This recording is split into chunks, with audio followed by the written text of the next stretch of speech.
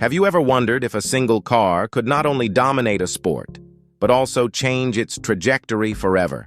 Can a single machine, in the world of drag racing, a sport known for innovation, speed, and pushing boundaries, truly mark the end of an entire class of vehicles? These questions have lingered for decades, and today we are diving deep into the story of one such car. Ohio George Montgomery's iconic Malco Mustang. It's a car that some claim killed the legendary gasser class, but did it really? Or is this just one chapter in a much larger story about the evolution of drag racing? To answer these questions, we must first travel back to the origins of gasser racing and the rise of a man whose name would become synonymous with innovation in the sport. George Montgomery, better known as Ohio George. Born in Dayton, Ohio in 1933, George Montgomery was a man destined to shape the future of drag racing. From a young age, George had a passion for cars, speed, and engineering. At just 17, he opened his own speed shop, George's Speed Shop, while simultaneously working in a factory with his father.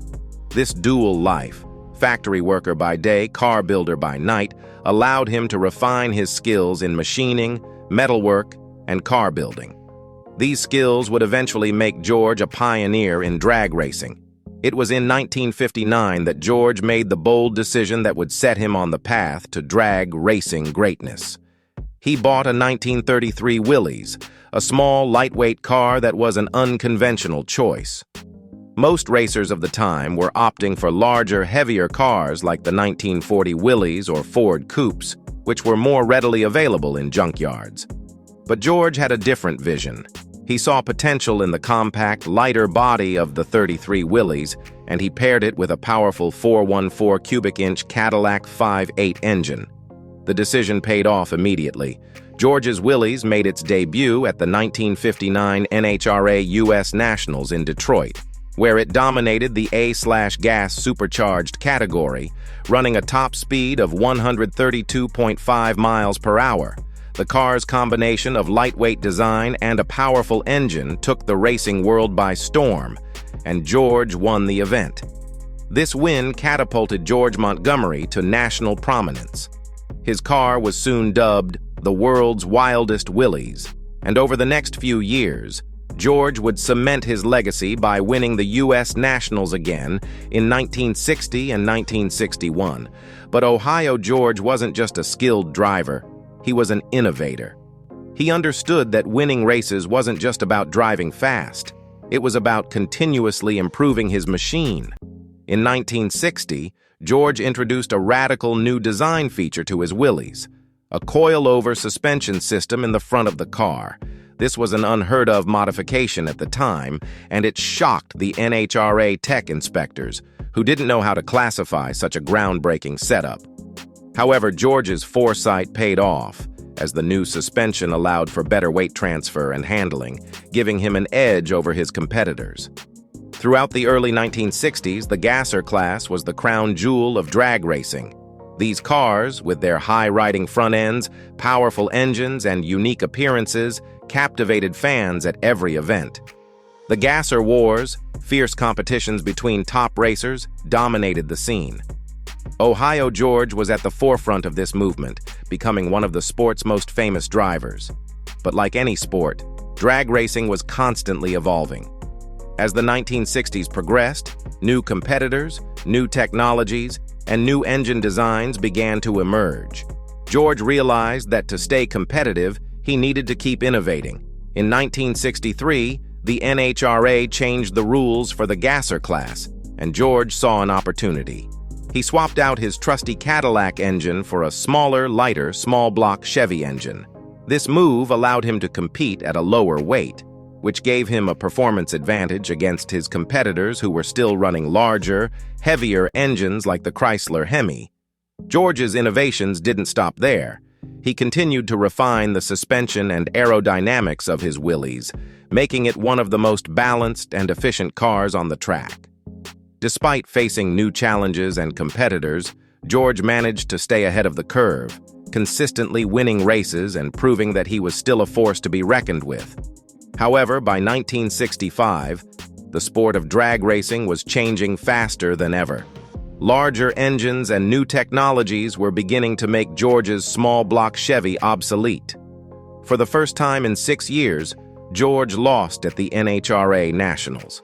It was a humbling experience, and George realized that he needed to make a major change if he wanted to remain at the top of the gasser class. After his 1965 loss, George reached out to Ford's motorsports program, looking for the next big innovation. Ford had recently developed the 427 single overhead cam engine, a rare, incredibly powerful engine that had the potential to revolutionize the sport. George was determined to get his hands on one of these engines, and Ford eventually agreed to send him one. However, instead of receiving a complete engine, George was sent the parts in pieces over the course of several months. With his expertise in engine building, George meticulously assembled the 427 engine, creating a power plant that was far more powerful than anything he had ever worked with before. However, the massive size of the engine posed a new challenge. It didn't fit in his Willys. George had to modify the car extensively, adding bulges to the front to accommodate the valve covers and making other adjustments to ensure that the engine would perform at its peak. When George finally took the car to the track in 1966, the results were astonishing. The car was a beast, capable of running at record-breaking speeds. Fans flocked to see it in action, and George once again found himself at the forefront of the drag racing world. However, as powerful as the car was, there was a new problem: handling. At speeds above 125 miles per hour, the car became difficult to control. It veered from side to side and felt unstable at the top end of the track.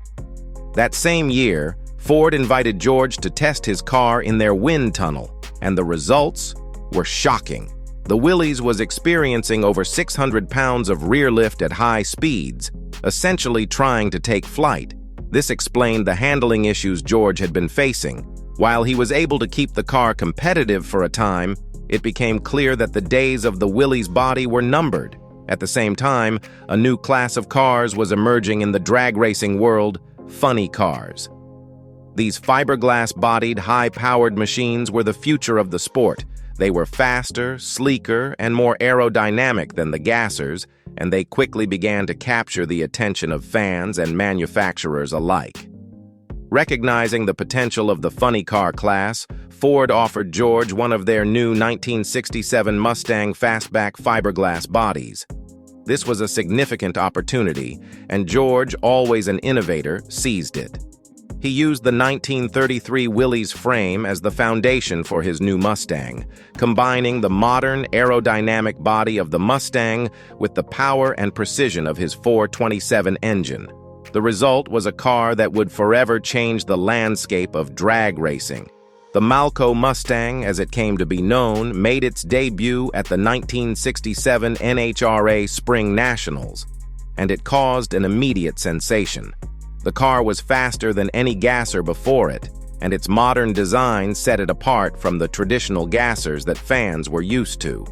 George's Mustang smashed records, running deep into the 8-second range and dominating the competition. However, the Malco Mustang also blurred the lines between classes.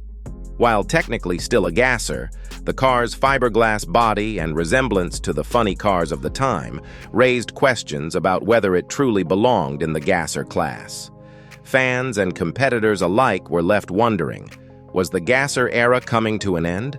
By the late 1960s, the gasser class was beginning to lose its prominence. The NHRA had changed the rules to allow full tubular chassis in the gasser class, opening the door for a wave of new late-model cars like Corvettes, Camaros, and Barracudas to enter the competition. These cars were faster, more modern, and more aerodynamic than the traditional gassers, and they quickly began to overshadow the older cars. At the same time, the funny car class was exploding in popularity. These cars were louder, faster, and more exciting than the gassers, and manufacturers were eager to support them. As the 1970s approached, the gassers, once the stars of the drag racing world, were being pushed aside in favor of the flashier, more powerful funny cars. Even Ohio George's Malco Mustang, as successful as it was, couldn't stop the tide. By 1970, the gasser class was fading into obscurity, and the funny cars had taken over as the main attraction at drag strips across the country.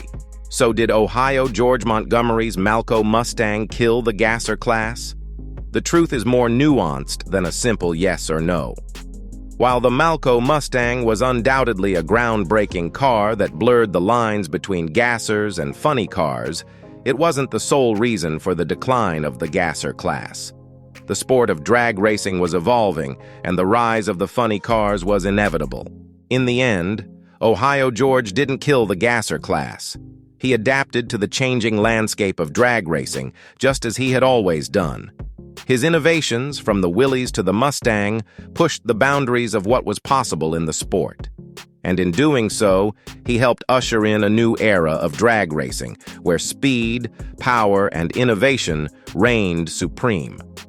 The story of Ohio George Montgomery and his Malco Mustang is one of innovation, evolution, and perseverance.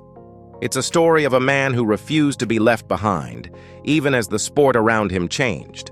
While the gassers may no longer be the stars of the drag racing world, their legacy lives on in the cars and drivers that followed. And Ohio George, with his relentless drive for innovation, remains a true legend of the sport. With that said, thanks for watching, and until next time.